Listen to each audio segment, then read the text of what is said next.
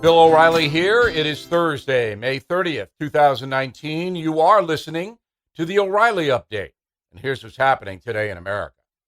Nancy Pelosi under pressure from Democrats to move forward on impeachment. Louisiana becomes the latest state in the USA to pass the anti-abortion heartbeat law. Border Patrol agents detain a record number of migrants on Memorial Day. The San Francisco Bay Area actually more segregated than it was back in 1970. Philadelphia facing a new breed of invader. Also coming up, my message of the day on Robert Mueller's behavior yesterday. But first, some politics. Speaker Nancy Pelosi now under pressure from her liberal colleagues to move forward on impeachment after Robert Mueller's 8-minute briefing yesterday. At least 5 Democratic presidential candidates are calling for the removal of Donald Trump, saying he, quote, obstructed justice during Mueller's probe. More on this a bit later on. Louisiana joining other states, passing the pro-life heartbeat bill, effectively banning abortions after 6 weeks of pregnancy. Governor John Bel Edwards, the Deep South's only Democratic governor, promising to sign the legislation into law by the end of this week. Back to the border, where U.S. agents are confirming they apprehended more than 2,200 illegal migrants on Memorial Day in an area near El Paso. The arrest occurred when hundreds of people tried to storm the border and run toward a local high school. The border continues to be chaotic with no end in sight. San Francisco is not the liberal paradise claimed by many residents, apparently. A new study from UC Berkeley shows the Bay Area is actually more racially segregated than it was 40 years ago. In 1970, 7 of the region's 9 counties were more integrated than in previous decades. Philadelphia, confronting a growing threat from a new type of urban invader, feral house cats. Experts say the wild relatives of normal pets are taking over vast sections of Philly, with some estimating the number of nasty cats at more than 500,000. Unlike other pests that are killed with poison, officials are trying to find a humane way to remove all these animals. On the bright side, there has been a severe decrease of Philadelphia's rat population. Coming up, my message of the day is Robert Mueller being unfair to a fellow American. Right back with it. We live in a very complicated world, so it's important that you protect yourself and the people you love. That's why I'm happy to tell you about a company I recommend, Wise Foods. Freeze-dried food is a modern-day miracle. Tastes good, is healthy, and most importantly, it stays good for up to 25 years. During Superstorm Sandy, I lost power for 7 days. All my refrigerated food went bad, but not my food supply from Wise. Please visit Wise Food Storage, one word, wisefoodstorage.com/Bill, and explore their starter kits and long-term emergency food options. They are even offering free shipping, plus a big discount, 25% off for my listeners. Please go to Wise Food Storage, one word, wisefoodstorage.com/Bill. That's me. wisefoodstorage.com/Bill. Or you can call 855-269-0501. That's 855-269-0501. Time now for the O'Reilly Update. Message of the day is Special Counsel Robert Mueller being unfair to a fellow American who just happens to be the president. The answer is yes. Let's look at the big picture. Here's what I believe happened based upon observation and personal knowledge. Back in 2016, the Trump campaign was somewhat pleased that internet trolls were trying to hurt Hillary Clinton's campaign. Donald Trump was vaguely aware of the anti-Hillary stuff, but it was just another campaign occurrence, nothing more. Gossip, if you will. Now, after he won the election, Mr. Trump was stunned that the Russian collusion story dominated the TV media, which he watches all the time.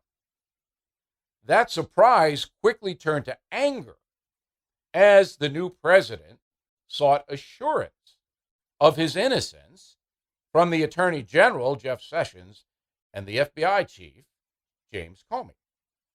Neither man stepped up to support the new president as he wished. Very quickly, Sessions and Comey lost credibility, and Donald Trump eventually fired them.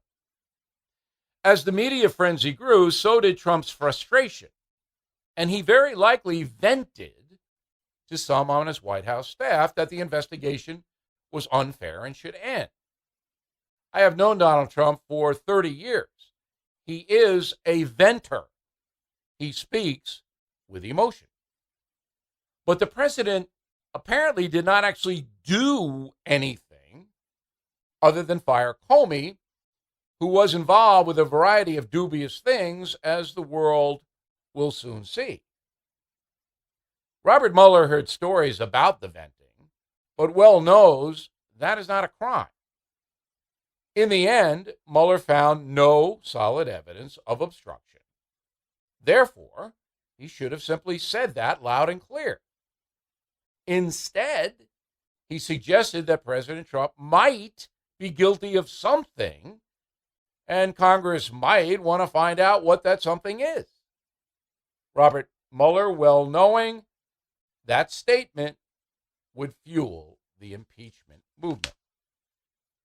Now, prosecutors like Mueller rarely editorialize because it obliterates the evidence factor. No evidence, no crime. That's our system.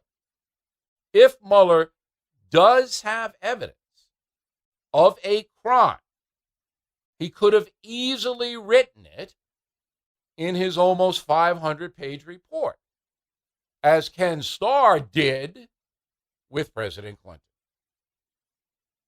Robert Mueller treated Donald Trump unfairly, in my opinion, to offload liberal media criticism of himself. Not exactly a profile in courage. If you can't prove it, drop it for the good of the country. And one more thing. Fair-minded Americans should understand that this entire matter, the investigation of President Trump, is now a political, not a legal play. For more commentary, please go to BillO'Reilly.com, where you can actually see me each night. We have extensive coverage of Robert Mueller and many other things that you might find interesting. In a moment, something you might not know. We have all been reading about the exodus of some Americans from the heavily taxed areas of our country to states that embrace personal freedom, small government, and lower taxes. Now, if you are thinking of voting with your feet, you need to check out realestateagentsitrust.com. At realestateagentsitrust.com, they have a great agent where you currently live who will help you sell your home quickly and for top dollar. They also have the best agents where you want to move. So they'll work on your behalf to find you a great home and be your advocate so you can buy without the stress, worry, and travel of buying remotely. All the agents have been heavily vetted for their past performance and are, like you, fans of this program. They also are waiting to welcome you into their communities and help you find your dream home. So get moving with realestateagentsitrust.com. That's realestateagentsitrust.com. Now the O'Reilly Update brings you something you might not know. This week, the World Health Organization officially classified video game addiction as a disease. The Global Public Health Agency reports that the addiction is characterized by, quote, pattern of persistent or recurrent gaming behavior that takes precedence over other life interests. It can lead to addicts skipping meals, work, and school. They also lose interest in a social life or even finding a life partner. The classification should not come as a surprise to many parents who see their children spend countless hours staring at a computer screen or tapping away at their controller.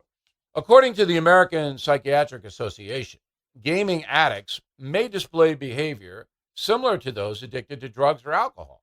withdrawal symptoms, deceiving family members about the amount of time spent gaming, and an inability to quit or reduce the amount of time spent playing. Experts say the personal impact of a video game obsession is similar to those struggling with gambling addiction, but without the horrific financial implications. Just like everything else, moderate gaming should not be a problem. But the new classification does highlight a growing issue in this country. People are increasingly disconnecting from reality and retreating into a fantasy world of instant gratification. According to the Entertainment Software Association, more than 150 million Americans play video games, with the average gamer being 34 years old. That's about 40% of the entire population. So what do we do about the issue? Should there be a Gamers Anonymous in your neighborhood all around the country? Rehab clinics that specialize in gaming detox? Those days might not be far off. In the meantime, there are steps you can take to help protect your kids. It's obvious. Limit their playing time. Keep it to a few hours a week. Encourage children to pick up a hobby outside of the digital world. While the kids might resist at first, they will thank you down the road. Parents have to be strong. Addiction brings pain. Back in a moment. Bill O'Reilly here with breaking news of possibly the worst data breach in U.S. history. Brace yourself, homeowners. One of the largest real estate title companies suffered a breach of nearly 900 million files on homeowners. Your home's title, mortgage, bank loans, and personal info could be in the hands of identity thieves, and they could forge your home's title. So it appears you sold it. Then the thieves get loans from the online lenders using your equity and stick you with the payments. And no identity theft program or insurance will cover you. The first 30 days after a breach are crucial. So I got you 30 days of protection free. Please go to HomeTitleLock.com/radio for 30 days of free title and mortgage fraud protection. Home Title Lock puts a virtual barrier around your home's online title to keep the thieves away. No obligation, great service. Register your address now to verify you're not already a victim and get 30 days of free protection. Please go to HomeTitleLock.com, HomeTitleLock.com. And that is the O'Reilly Update. Again, please check out BillO'Reilly.com for more commentary. And please consider my book, Killing the SS, makes a great Father's Day gift.